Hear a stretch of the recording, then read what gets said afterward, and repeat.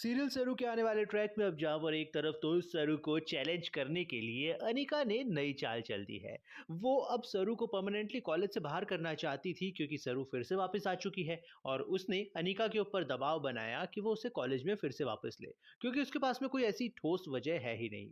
लेकिन वहीं पर दूसरी तरफ अब अनिका ने ये चाल चली है कि अगर सरू डिजर्विंग है तो उसे एक एग्जाम पास करना होगा, जो कि एग्जाम बहुत ही ज्यादा टफ होने वाला था। वो इसलिए क्योंकि वो तो सरू को बाहर ही करना चाहती है।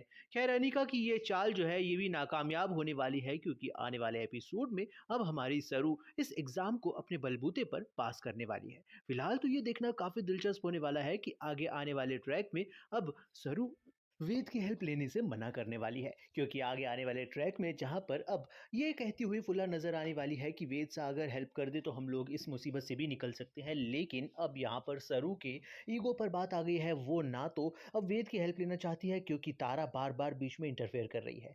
वहीं पर दूसरी तरफ ये भी देखना काफी दिलचस्प हो गया कि अब सरू की होने वाली है फिर से एंट्री अनिका के कॉलेज में, और इस बार सरू अनिका को बुरी तरीके से सबक सिखाने वाली है, क्योंकि वो प्यार से मना कर देख लेगी अनिका को। अनिका जब मानेगी नहीं, वो नहीं समझने को तैयार होगी, तो बस एक बड़ी बहन होने के नाते सरू ये फैसला लेगी कि वो अब अनिका को सुधार कर ही रहेगी, और इसके लिए वो एक के बाद एक अनिका के ऊपर वार करती ही चली जाएगी।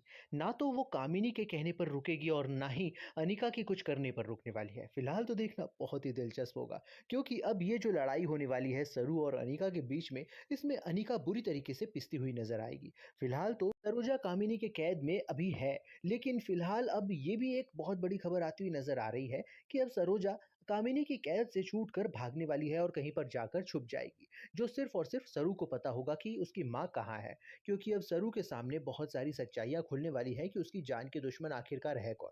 कामिनी और अनिका के बारे में उसे सब कुछ पता चलने वाला है। फिलहाल देखना बहुत ही दिलचस्प होगा। तब तक के लिए आप भी बने रहिए हमारे साथ में, देखते रहिए सीरियल जरूर।